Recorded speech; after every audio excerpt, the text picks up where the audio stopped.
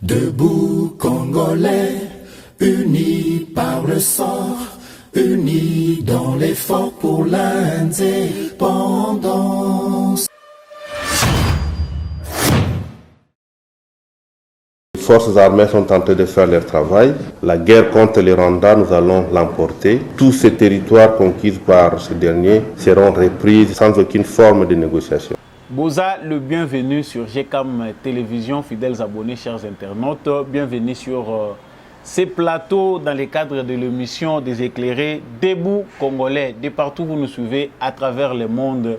Samba Olonga vous dit merci pour votre fidélité. Merci également pour votre confiance renouvelée à cette émission destinée à vous les éclairés de la République démocratique du Congo.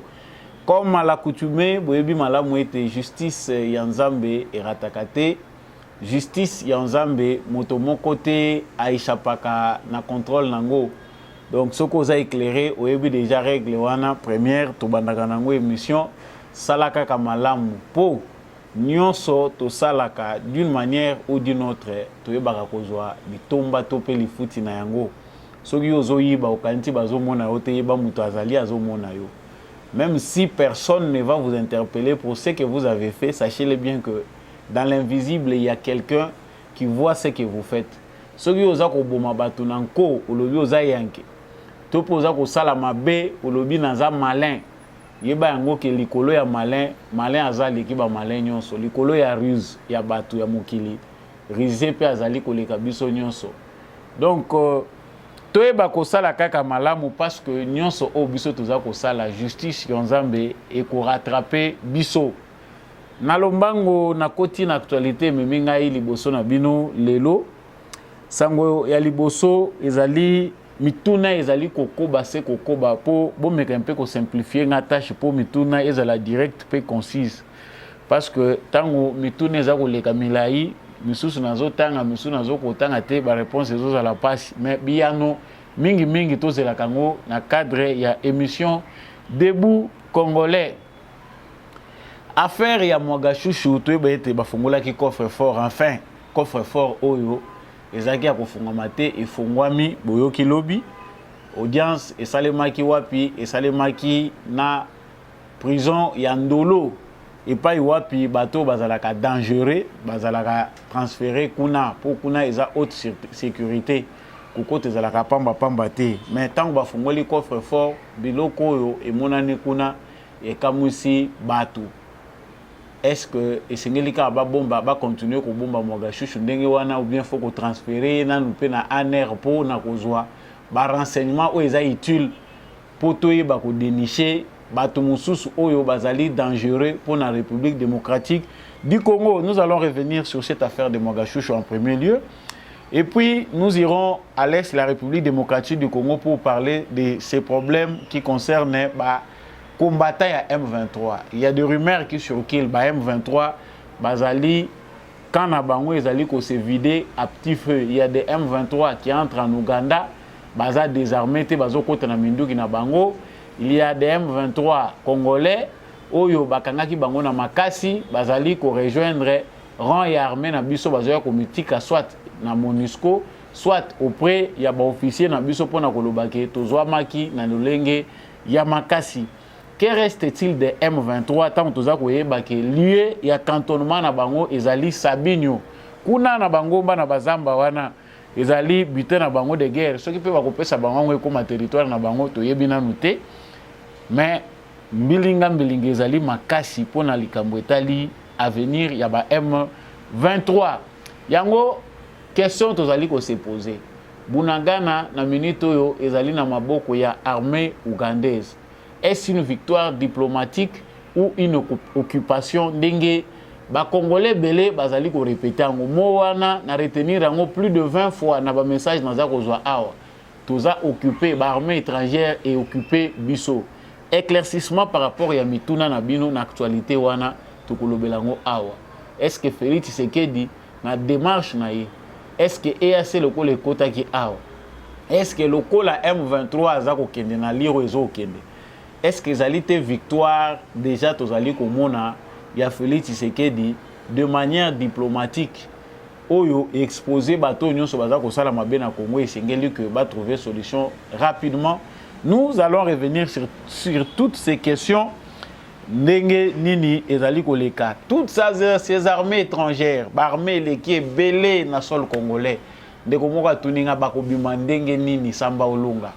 Est-ce que bomoni te que président atie biso na piège moko oyo tokokoka kobima te? Hein? Ba armée comme soki 4, soki 5 na RDC. Est-ce que kobime kozala facile?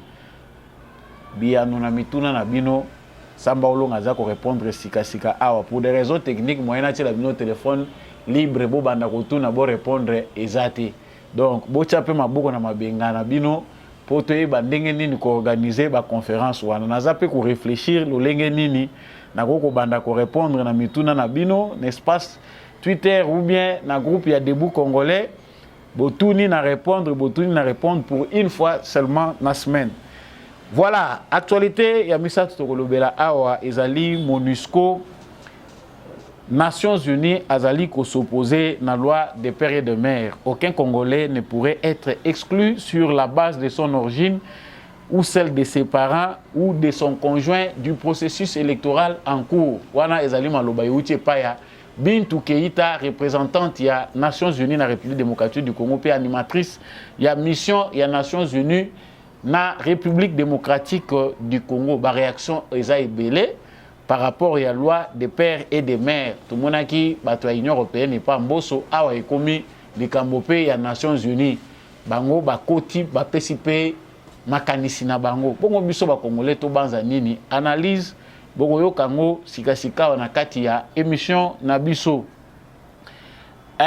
Toyeba yango ete Gilbert Kabanda oyo azalaki ministre de la Défense a commis ministre de la Recherche scientifique alingi a recensé ba génie congolais nyonso oyo bako changer République démocratique du Congo sur le plan de la technologie. Nazu point au local la parenthèse ezali très important biso pe ba congolais to landilaka makambo gouvernement na biso ezako sala. Ah mboko oyo bazwaka banai na valeur te. Bol diembela na veste ya Gilbert Kabanda. Tokolobela point oyo na suka potoyeba makambo nini ya malamu ezali koya na cadre ya technologie. Na mboka na biso ndenge nini ba congolais pe bakoki ko participer yambo émission na biso esila wana ezalaki bongo ba titre c'est-à-dire sommaire oyo to développer sika awa na cadre émission na biso yo muto rejoindre ngai sika awa na émission Debout Congolais na tombeli yo boye malamu pour comment éclairer. Abonnez-vous à cette chaîne wana comme membre effectif ya Debout Congolais. Tika commentaire na yo depuis ville nini yo ou rejoindre Debout Congolais au Simbi Bendele Ekolo Congo depuis ville nini ya République démocratique du Congo depuis province nini depuis pays nini à travers le monde entier. Vous voulez aider l'émission Debout Congolais, la chaîne GCAM Télévision, le numéro est en bas de votre écran. Je reviens à l'actualité. Mwagashushu, les noms les plus cités ces 2 dernières semaines. Ils allaient combo wana 3 semaines, peut-être 1 mois. Ils allaient combo ya Mwagashushu. Pourquoi? Parce que bah fait lui reprocher dossier naie, ils allaient dossier moko et la musiba congolais. Il faut ngoli makambo ebele ya ebele biso to yebite nakanisi service ya renseignement République démocratique du Congo il faut qu'on livre pour na procès ya Mwagashushu ba auteur congolais bo simba bic bo simba papier bo banda ko landela comment nous avons été infiltrés jusqu'à ce point na ba institution na biso pour qu'un individu puisse corrompre ba organisation kilikili a financé la vie à politicien kili a mimona komi na ye empereur mais dans l'ombre. On est juste introduction. Les coffres forts de Mwagashushu et utaye ko fonga ba mukola lobi ba fongoli coffre fort ya Mwagashushu. Coffre fort e kendaki sango. Coffre fort zolinga ko fongola ngote fongola linko pesa ta lobi ezate code pe moyen lisusu e fonga malisusu ezate. Lokola azak kosambisama esengeli justice na biso militaire ba procéder na lolenge o basalaka na bien o eza saisi pona kolinga koyeba iloko nini eza na kati tango bakeyi ko luka ba expert ya kofongola ngo babundani efongwa mete il a fallu bakende nango tina banque centrale epai wapi ba expert oyo bazali soki ba coffre fort eza kofungwama te bayeba koprocéder mpona kofungola yango coffre fort yango makasi babundani nango bafungoli yango. Mais toyoka nanu video oyo synthèse ya nini elekaki na bofungoli coffre fort baprocédaki lolenge nini. Cette vidéo vous la suivez et puis on revient. C'est depuis le vendredi 31 mars que l'ancien occupant de la CPRK a changé d'adresse. Edouard Mwanga Chuchu a été transféré à la prison militaire d'Endolo où désormais son affaire connaîtra son aboutissement. Après l'ouverture du dossier ce mardi, devant les témoins, un arsenal militaire a été mis à découvert dont les armes du type AK-47, abouses, mitrailles, les bombes, pour ne citer que cela. L'audience avait été suspendue pour quelque temps afin de permettre à l'équipe de faire une descente jusqu'à la Banque centrale du Congo pour l'ouverture du coffre-fort, c'est là, loin de caméra. C'est sous une pluie battante que l'audience a repris. Trouvant les conditions atmosphériques non favorables, le président de la haute cour militaire a décidé de renvoyer l'audience à la huitaine. Les conditions atmosphériques ne nous permettent pas d'aller plus loin. Il est de bonne politique que nous puissions renvoyer pour permettre à l'organe de poursuite de venir avec un rapport global. Prenant la parole, Edouard Mwanga Chuchu a demandé à la haute cour militaire d'assurer la protection et la sécurité de ses avocats.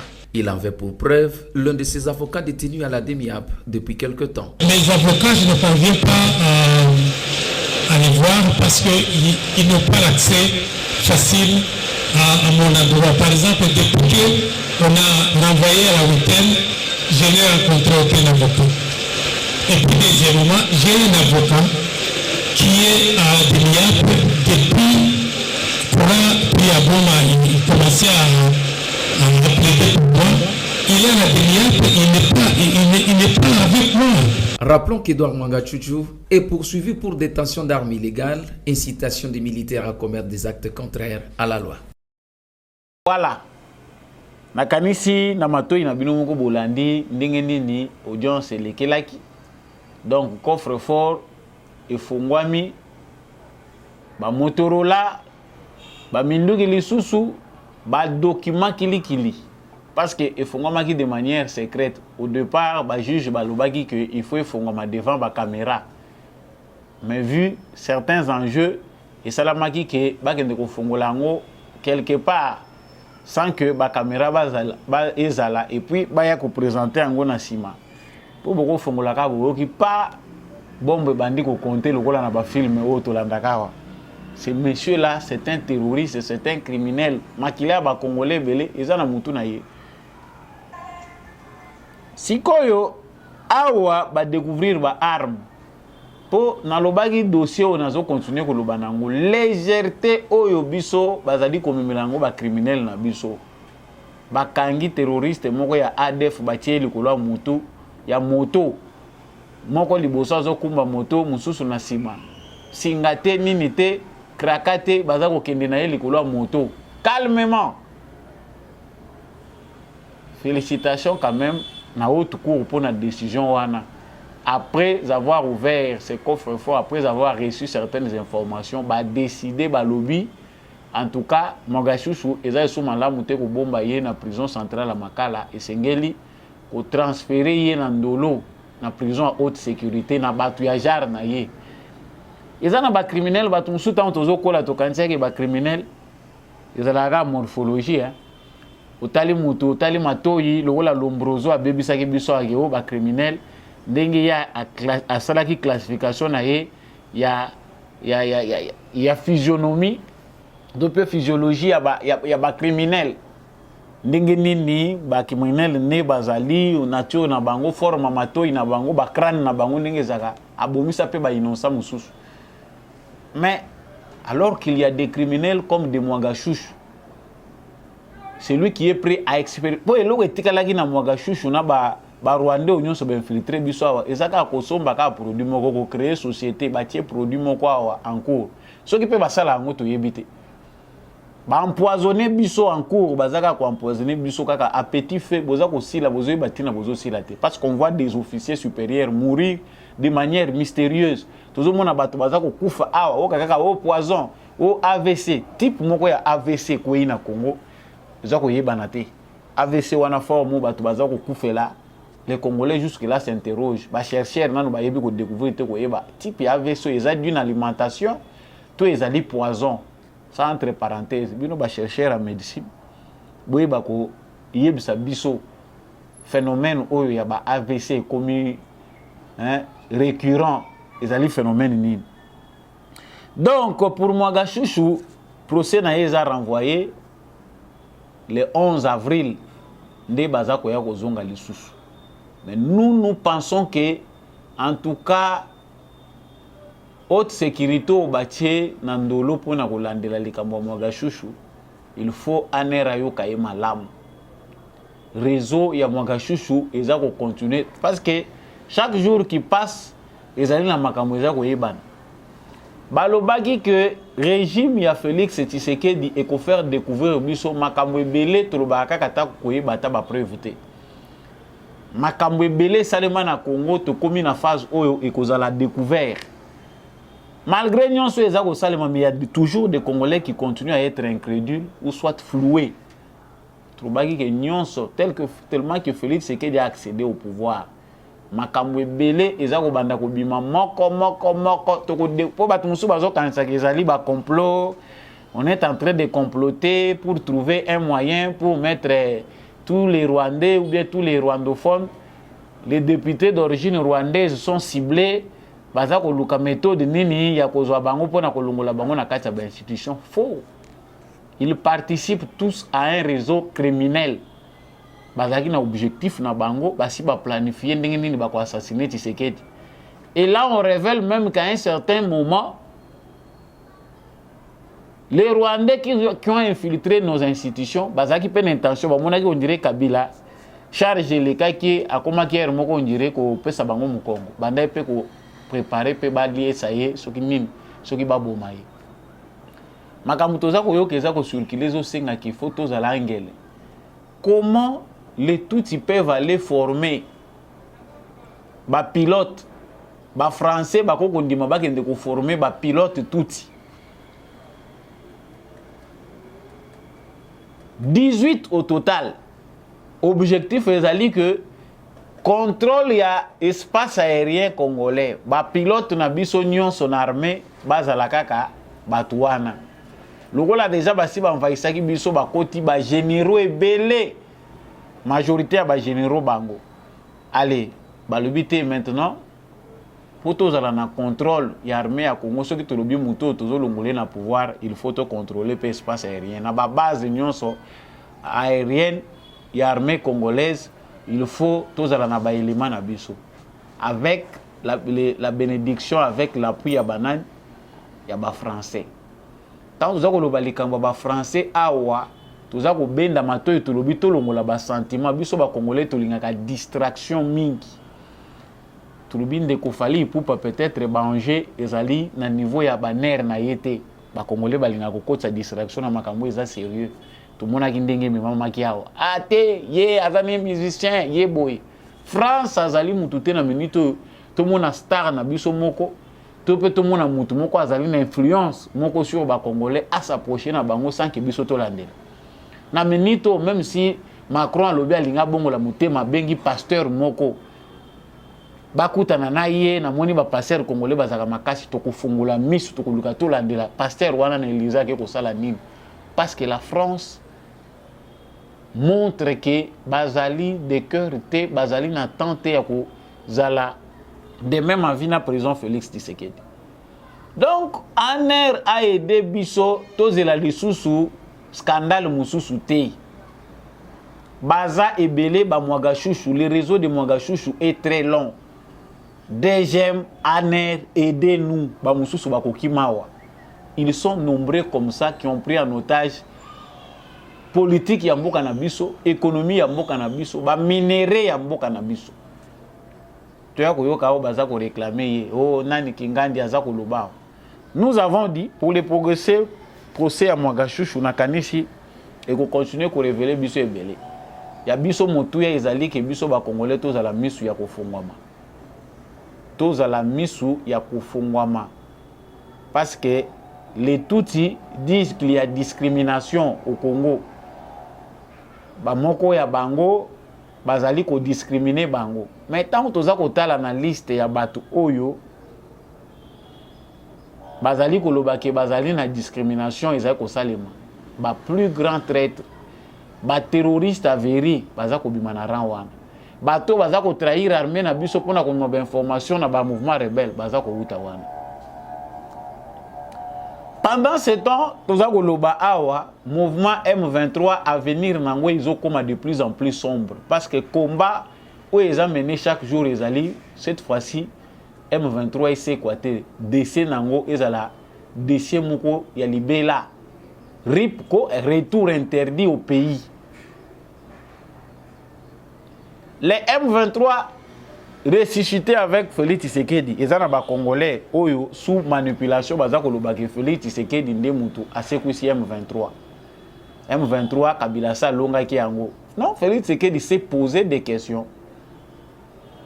Comment un mouvement vaincu militairement peut ressusciter? Et c'est là qu'il y a une façon, il y a que la Moussape, Batubayeba, prédécesseur na ya chanta qui est qui victoire tozwa qui sur M23 mais comment mouvement oyo tolonga ki yango militairement et koki ko ya kozonga lisusu ko ressusciter pour banda ko ya ko revendiquer soit disant accord c'est que entre guillemets ce qui s'était passé na temps wana na 2013 ezalaki leur ezalaki aventure bakosa ki biso bakendai ko bomba bango na ba pays na bango respectifs et c'est ce qui est en train encore de se jouer. J'entre là maintenant dans l'actualité.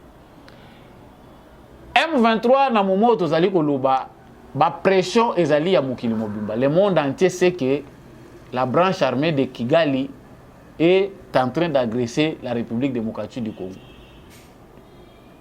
Lokola défi eza munene na communauté internationale ba proposa ki biso ba solution na bango.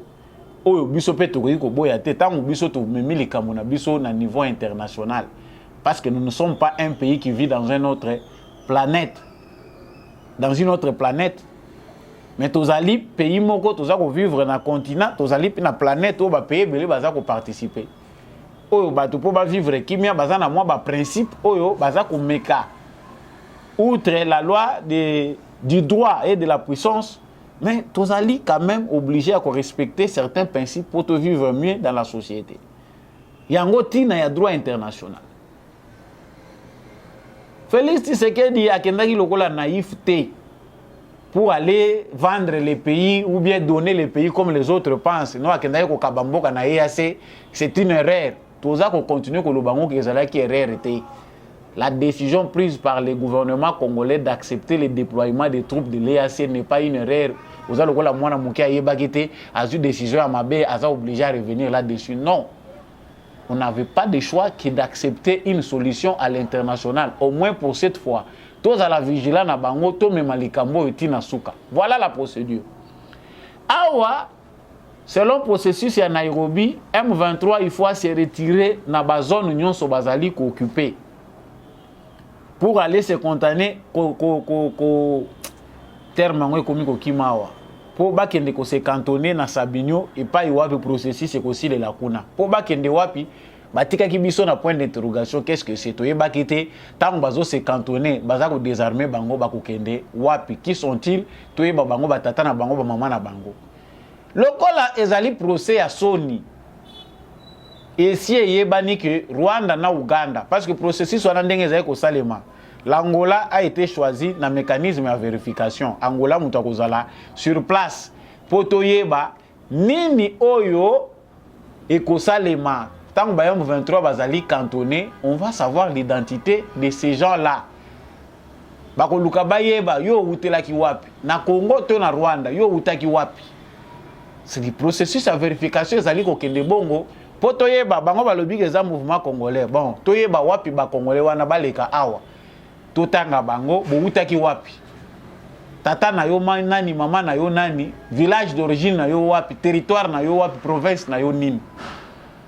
Maintenant les problèmes se posent. Le cas là, comme ils ont coincé, parce que diplomatiquement, Félix Tshisekedi avait réussi.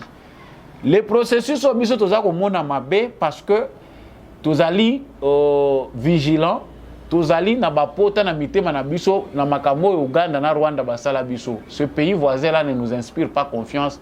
Ils allaient faire processus moko oyo et tie communauté internationale devant un défi. Défi ezali que pour cette fois-ci les dossiers congolais monde entier ezakoyeba que le Rwanda agresse le Congo. Nous sommes dans le processus moko secret ezali total à comment les Nations Unies, la communauté internationale tout entière va rouler biso Congo, va balkaniser Congo en devant le monde entier et quand tu as l'acté dans l'histoire que les Nations Unies andimi balkanisation à Congo mais quelque part biso pe ba congolais tout ça est trop naïf. Là, nous allons répondre à mituna bandego belé botuna kangai. Ba balkaniser mboka, omonité ba occupation à l'armée. Non, c'est différent. Une armée qui occupe ezali bokei na guerre. Bo bundi bokoki bangote armée wana eye ko occuper bino. Ba armée o ezako kota na RDC, ce sont des armées invitées par notre gouvernement dans le cadre du processus de Nairobi. La responsabilité incombe à notre gouvernement. Bango mutu ba signé pour EAC et kota awa. Force wana régionale les alliés composés na ba différentes armées les alliés signés gouvernement na biso ceux qui balobaki toboy balinga ba kotate d'où écarter d'abord ce langage là il y a occupation il n'y a pas d'occupation dans ce contexte ceux qui ba occuper bino ba occuper bino na bitumba mais ba occuper bino te ba ya bino moko bo signer ba ba koti là on change to luka peut-être terme mususu to ko utiliser awa d'où le col la processus est comme ko kende na suka suka ezali nini biso na ngambu na biso Congo patience à gouvernement congolais ezali que to sala kina bino processus que ba M23 bokende na bango bocha bango contre mur to vérifier ba utaki wapi et c'est là les dialogues dont on parle ezali ya koyeba ki batuana batiki bitumba bakei ba vandi na coin tel comme ça le kola boza koloba ke bazali pe bana na biso to yeba wapi bana na biso na kati na bango c'est n'est que ça les seuls dialogues au gouvernement congolais za kozela yebisaki que M23 a se retiré na ba zone wana comme ça biso to kokende lisolo to yeba qui sont ces congolais là oyo bazwa ki minduki baza soutenir na Rwanda na Uganda ba yeko kote pa na biso. D'où, tant qu'on a l'affaire, il faut que les Congolais comprendre que la diplomatie a Tshisekedi, certainement, tant que vous allez cheminer, vous allez des fois apparaître le col inefficace. Mais à la longue, tant que vous avez la finalité, vous verrez que la démarche de Félix Tshisekedi est une démarche salvatrice pour le peuple congolais. Parce que Bamata, Bakita, devant une telle équation où le droit international est remis en question, où il y a une injustice caractérisée, ils allaient déjà présente dans le monde, la communauté internationale ne peut que remettre les Congolais dans leurs droits. Bamata, bakita, basala ba manœuvre à l'olenge nini, les droits ici va primer. Bako changer na bango ba méthode pour trouver d'autres mécanismes pour nous asservir, pour continuer prédation na bango. Mais à ce stade ici, la victoire est inévitable pour le peuple congolais. Tala sikoyo ba Ougandais na ba Rwandais soni. Je commence d'abord par l'Ouganda. Bunagana devait être ba troupe ougandaise, il faut ba kota na Bunagana.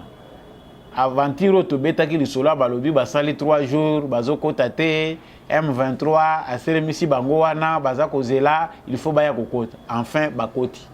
Tant baza kokota na Bunagana, il faut se demander ba M23 wana ou bazalaki na Bunagana ba quelle direction nini. Suivez cette vidéo que vous avez déjà vue et puis on revient.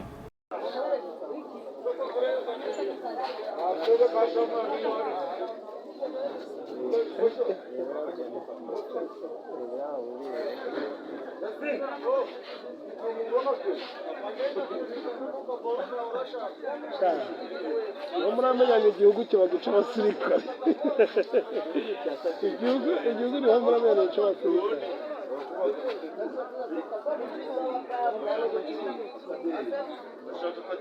abo se bavuye bombo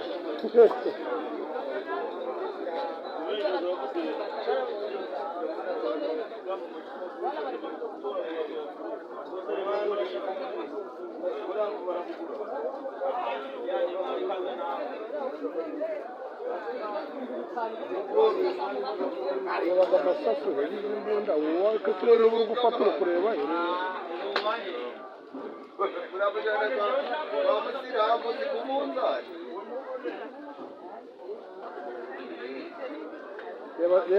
reba ziriya ntuzanisha zikirimo ubuvera cyagigomba kikirimo kavera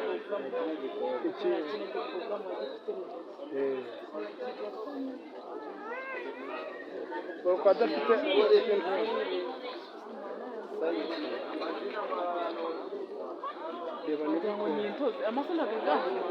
amaso gari kuruha ibaze n'umwana yatiye kayideni yatiye namuteze natari kureba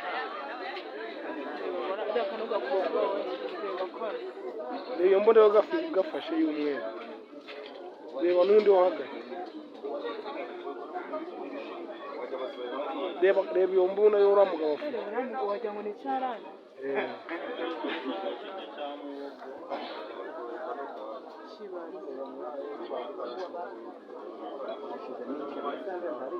kubwira ngo umugendo ahantu hari abacani yatinye ntayibe kandi ubu bari bavuye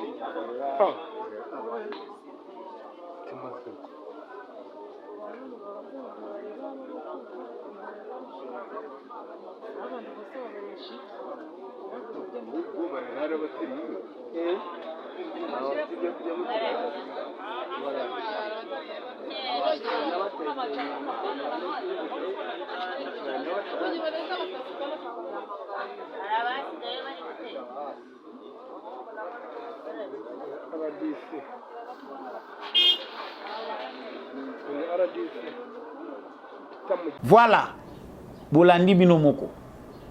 Ba M23 baza kozwa direction ya Uganda.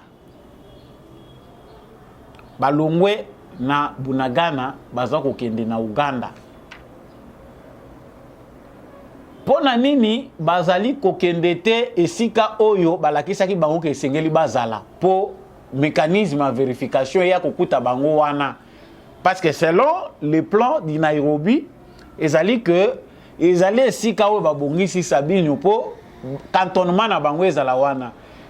Armée angolaise ezali choisi à l'occasion pour na ko contrôler koyeba baza cantonné au total ils sont combien ba combattants wana M23 ba na Kagame wana baza combien koyeba ba différentes identités na bango ba nationalité na bango ba utaki wapi et puis résoudre leurs problèmes. C'est comme ça qu'il a été prévu au départ. Mais Uganda za kondima ba M23 armée ba kende pa na ye. C'est ce qui s'est passé en 2013.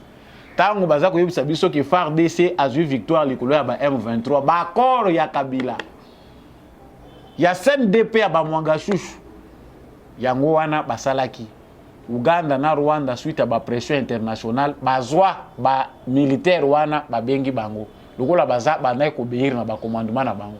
Bazwa chef ya ba milice wana nyonso ba héberger bango epa na bango. Et c'est ce qu'on avait appelé victoire à l'époque de Joseph Kabila. Basali résurgence na bango pourquoi misolo o esengela ki ba futa bango ndenge Kabila lakaki bango payé comme des militaires, comme des généraux, comme des colonels congolais bavandi na Uganda bazolia kitoko. Bamoni Tshisekedi aye, c'est un dossier sensible. Tant Kabila na Tshisekedi ba pesani maboko, Kabila n'avait pas le courage de dire à Tshisekedi ce qu'il avait fait sur le plan sécuritaire. Malgré volonté à Tshisekedi ya kozala toujours proche na Kabila po yebisanga a osala kindenge nini. Biso to monaki yango mabe to lobi mais yena Kabila likambo nini. Mais réellement si Kabila était congolais, c'est lui qui devait aider Tshisekedi dans un contexte comme celui-ci. Mais le la Kabila yemoko aza problème créé spécialement pour faire le lit à l'institutionnalisation de l'infiltration. Il doit se taire parce qu'il fait partie du problème. Chikoyo Uganda yambi bango. c'est-à-dire logiquement baza bana na ye oleto ki samasoni parce que tango bako cantonner bango kuna bako lunga ba yeba vérité kobima mieux vaut boya déjà awa boya ko batama awa c'est ka kotisi bango na mandoki ake bake na Uganda parce que makambo ekomi ko ya clair awa soni ezati na États-Unis d'Amérique ba donner des leçons soni na Europe soni na Union africaine makambo eza koleka na Congo comment la communauté internationale a abandonné le peuple congolais depuis longtemps. La communauté internationale a zalakani suna ba congolais. Les Congolais sont comme un peuple oyo bazali ko appartenir à la planète Terre. Siko le roi ba moni que non, pression économique aux mingi na côté ya bato ba tcha bango na pouvoir. Allez, ba bandi ko benda bango. Donc armée ougandaise officiellement aye atie chiko ba militaire na yena bateni na cadre ya position na Nairobi azui ba milice na ye akiko bomba bango po bazalaka déjà kuna chaque jour oyo Bunagana ezalaki occupé par cette rébellion là bazalaki ko kende na bango Uganda baza kozonga bakoti. Et de même maintenant l'autre crise oyo tozali ko vivre na kati ya M23 ezali que baza na kokoso ba M23 mususu certains Congolais oyo bakei ko bongisa image ya M23 pona ko bimisa ngolo kola que ce sont des Congolais ndé mutu baza na M23 ba oyo bakendaki volontairement baza ko constater que traitement ezandenge mokoti ba mususu oyo bazo uta Rwanda ba force spéciale ya armée rwandaise oyo baza ko yana ba mususu ba uta Rwanda baza ko kipe bango kitoko kolia malamu makamunyonso malamu mais bango il n'est pas question que o kende ba pemisa yo ya kozonga ezate ba moni que psychologiquement bazo koma de plus en plus abattu na ba sango ya ba rimero to ba makamunyonso comme la kapena bango pression internationale wana bango pe baza koyoka ngo avenir na biso eza wapi effort nyonso to sala ki suka na ngweza to kende kovana na bango mba ya Sabinyo biso moyen to koma kuna ba mususu ba bandiko mikime zamba bakolokota mususu akende kokimela na MONUSCO ba mususu soki to kokendele wapi ba mususu ba komi ko sala défection ba défection eza ko salema mingi les autres dans les M23 ezali recrutement forcé oyo ba Rwandais ba sala ki pour kanga ba jeune homme na ba village bazali kozwa kokotsa bango na M23 ke to kofuta bino bokozala bien ko impliquer bango mentalité moko terroriste ba se rebeller contre le gouvernement que gouvernement na bino ezali ya ba traître Tshisekedi tout ça idéologie ya propagande to monaki Wilingo mazali ko prêcher na bato que Tshisekedi est en train de vous trahir vous acceptez. Ce sont des histoires comme ça bandaye ko kotsa na ba jeune homme oyo bango baza ko recruter. Ils sont dans la crise.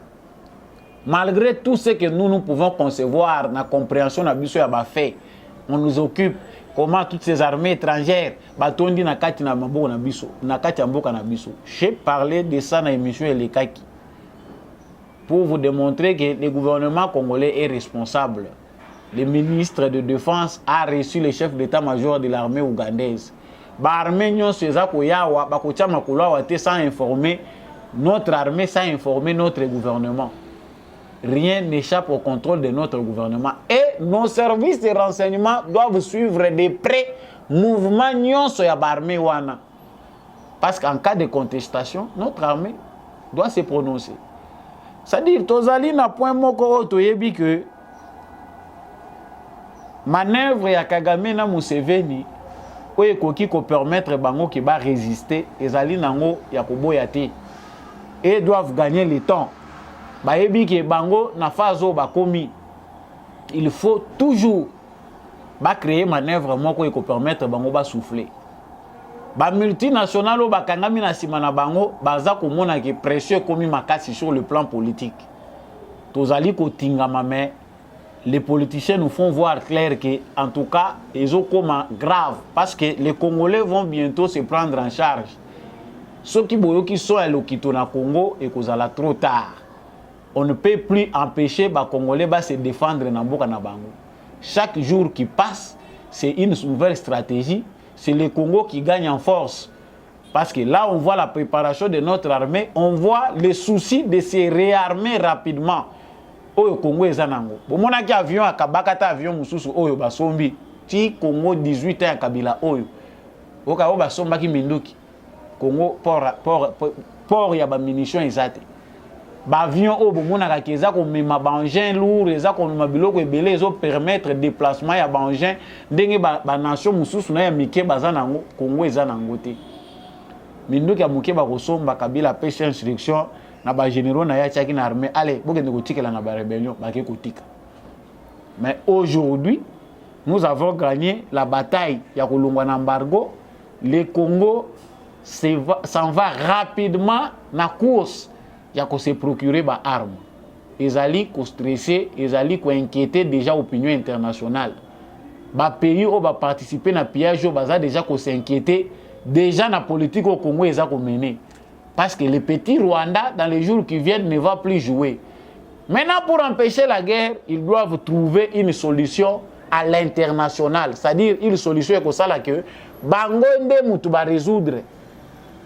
Ezala teke ba Congolais ba se libérer mais comme lokola bango nde mutu ba apporter solution. Les conseils de sécurité des Nations Unies et les États-Unis, l'Union européenne, tous les partenaires sont impliqués pour la paix. Soni.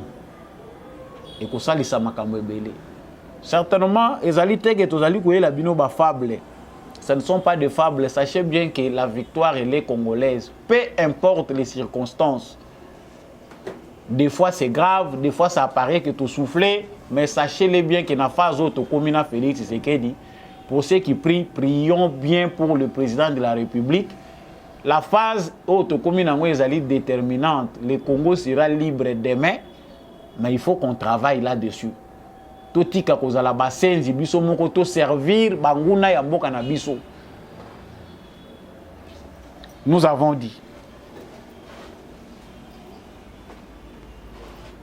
Pendant ce temps, la MONUSCO via Bintou Keïta ou azali ko représenter Nations Unies awa ba se prononcer pe pour na likambo etali proposition de loi ya Noël Tchani. Dit des pères et des mères, on a soutenaka à 1000%. Merci d'abord en entrant de jeu dans le sujet Oyo Nabandeko, Oyo Bameti. Oyo Bandimi qu'on a manipulé pour passer à n'importe quoi. Parce que quand vous sortez dans la rue, sachez bien que votre conscience est en place. Nous, les métis congolais, s'insurgent contre Noël Tchani. Est-ce que autant qu'il y a malamu Oyo Komamaki? To bayeka ka bapesio mike ale yo bimi na balabala. Ah bato musuba ko kanisa ke soko ozana makila ya ko sangisa nde ozana mayele penda. Mais ezana ngondenge toza ko kanisa te na ba préjugé. Merci aux métis qui comprennent que la discrimination positive existe dans toutes les nations, dans tous les pays du monde. Et que ezali ko concerné te ka catégorie moko ya bato na République démocratique du Congo. Je retourne au sujet. MONUSCO a lobby, ou bien Bintou Keïta a lobby, na Combo des Nations Unies. Aucun Congolais ne pourrait être exclu sur la base de son origine, ou de celle de ses parents, ou de son conjoint. Le processus électoral doit être inclusif. Inclusif au Toyoka ngo mingi na histoire ya Congo na ba élection. Inclusivité, transparence, ba mo to kanisa yeke. Avec la venue de Félix Tshisekedi, tout le monde a clair. Ba mo mususu o ekota na langage na biso chaque fois to kendaka na ba élection e koye kolongwa. Mais non, kombe yekutu makasi. Sikoyo awa esengeli toyeba intervention des Nations Unies eye na contexte nini? Pourquoi est-ce que bazali ko respecter biso en tant que peuple? J'ai parlé hier na kanisi na émission elekaki na makambo Union européenne bakende ko chichoter na lito ya mboso pour dire que il faut retirer proposition de loi wana batia ngote na mesa débat. C'est vrai, nous voulons la paix, mais certainement la paix aussi ceux qui bitumbezali sengaka na moment moko bobundi na bokomi na soka nde bozui paix. Il n'y a pas de paix où il y a pas en se résignant parce que biso en tant que peuple tokozala te na moment nyonso ya histoire ya mboka na biso to se résignaka kaka po to luka paix. C'est-à-dire la méthode pour les Congolais d'avoir la paix, c'est la résignation. Ça c'est une lâcheté. Bandeko soki ba terme shokaka bino na lobaka na chaque émission tokozala ba lâche Ce qui chaque fois, biso to bandaka ko se résigner pour to lukape. Ils allaient propreté. Nations Unies, azali ko intervenir azako loba aucun Congolais. C'est bien dengue bango balobi aucun Congolais. Qui est Congolais, qui ne l'est pas. Les Nations Unies ne nous ont pas aidés. Paix à son âme. Etienne Tshisekedi. Wamulumba. Bo aider biso processus auto za ko lukato kende awa. Ils ont d'abord des ordres ils ont na Congo le Congo ezali nanu ko renir makamunyo sote ko sala kezala un état. Pourquoi? Parce qu'au Congo, on ne sait pas qui est Congolais, qui ne l'est pas. Le processus d'identification. Au Rwandais, pendant 21 ans, il y a Afdel Congolais qui a une identité. Comme ça, il faut infiltrer Bissondenge Balingi. Maintenant, les Nations Unies, le Baza complice. Tu as l'intervention na Bango. Est-ce qu'un État souverain, na matière moko propice na souveraineté à un peuple, beaucoup de agir dans le modèle, non, tout ça, c'est un Congolais, qui est ce Congolais là écarté? C'est que les Nations Unies, Bango bazu parti pris. Bazana candidat na Bango basi ba monier. Balobi non, voilà. Et les communicateurs de Katumbi sont très contents. Balobi les Nations Unies, ba téléméli ango, loi des pères et des mères, discrimination, aucun Congolais. Les Congolais qui comprennent sont debout. Seuls les Bassenzi et les ignorants peuvent rester bouche fermée face à une telle réalité. Ça, c'est une provocation. Si vous avez des Congolais, les nations union se na mukili oyo, bazana ba loi na bango, conçu na conception na bango sur base de histoire na bango, vécu na bango. Donc, biso Congo poto ça la loi, il faut se référer à la Nations Unies, na Union africaine, na ba organisation internationale. Bande konanga na zo bisabino sala ka pasi makambo Congo moko torobaka mieux vaut koyeba te koyeba pour pongiza la quand même. C'est comme si na Congo soko yebi makambo Congo on dirait pongiza aussi la ka nyon soko réfléchir. Parce que quand on voit ce peuple ici tout ça comme mituna la constitution ya Congo essaie sacrifier nango Congo et pesa bango nyonso bango balinki. Voilà pourquoi ils doivent nous imposer. Ils savent que le Congo Bazana bango na loi te. À vrai dire, ils savent qu'au Congo, il n'y a pas de loi. Nous pouvons leur imposer tout ce qu'on veut.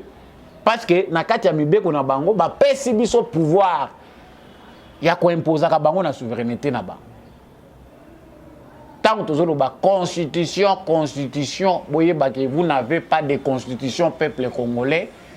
C'est un papier écrit par des prédateurs avec des clés.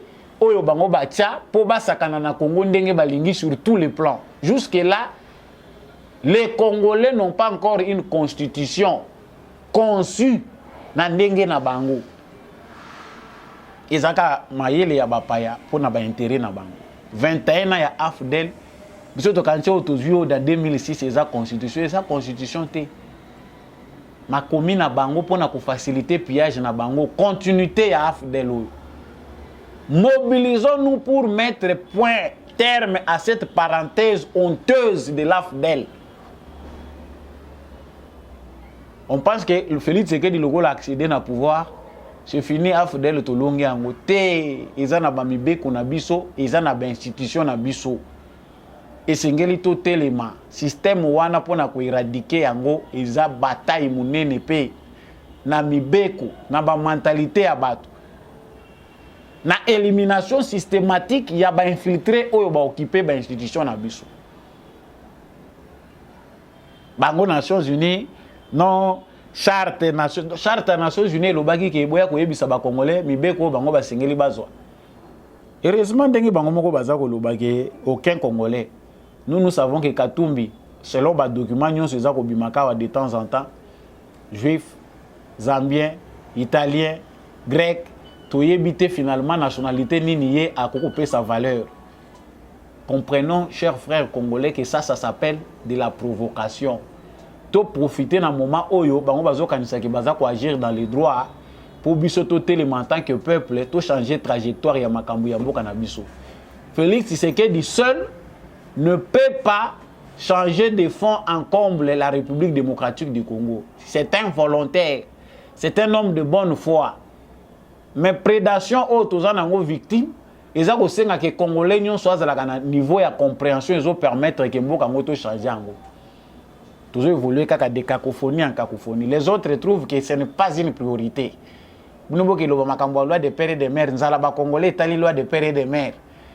Si d'autres Congolais, est-ce que bato baboma mboko yo, ezaka étranger, ba Congolais bango moko a babomi bateki mboko, lokola ba Congolais babomi mboka na bango bateki mboka na bango la kisi ke Congo etika la mutaka la mutu nyonso aya ko violer Congo. Voilà le niveau de raisonnement. Comme Congo et Zalaki Bongo, nous avons eu parmi nous des frères au Baza faibles.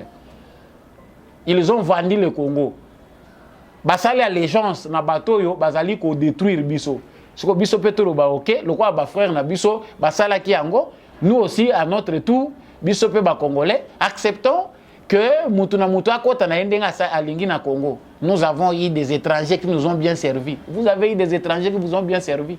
Oui, ici il y en a parmi oyo bazaki na bango malamu na biso ils ont servi dans les affaires, mais ils ont ka politique.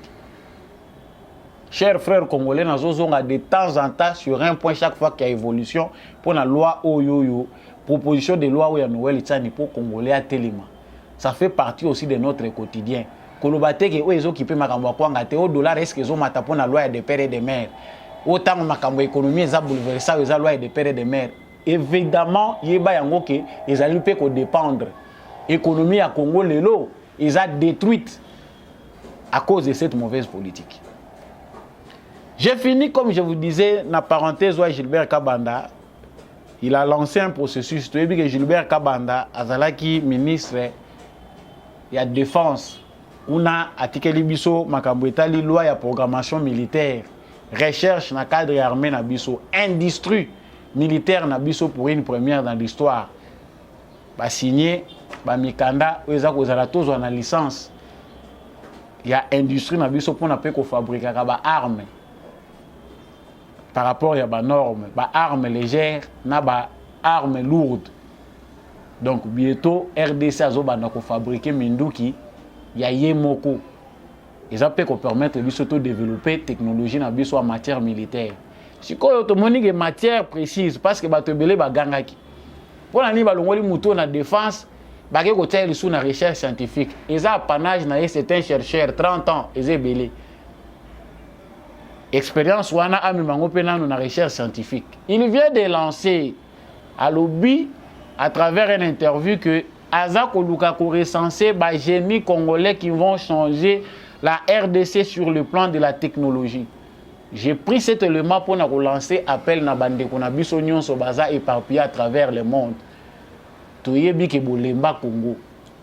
Toyebi ke bo baya na bino Congo ba musu ba kenda avec la décision ferme de ne jamais retourner. Ngande na keboye na kokufa ba kundanga kuna. Mboka malédiction wana na kozonga lisute.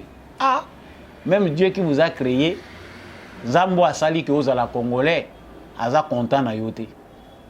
Yo pour na ozala congolais te, il y a un créateur qui a voulu que tu puisses naître au botama mundele to botama na poso oyo pe na Congo.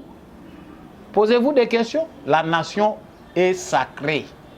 La patrie aussi, elle est sacrée. Rendez-vous utile pour votre pays. Botondi na ba industrie ya ba mindele. Amenez votre savoir-faire. Ministère de la recherche scientifique au Gilbert Kabanda Zakoluba. Ezala maloba mu PPT.